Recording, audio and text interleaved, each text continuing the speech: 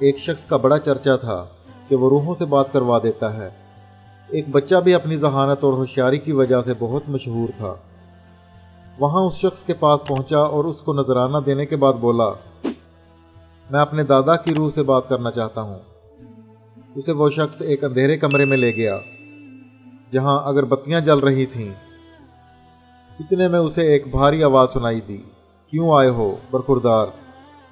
اس شخص نے بچے کی طرف دیکھ کر اسے بات کرنے کا اشارہ دیا اور کہا، یہ تمہارے دادا کی روح بول رہی ہے، پوچھ لو کیا پوچھنا چاہتے ہو۔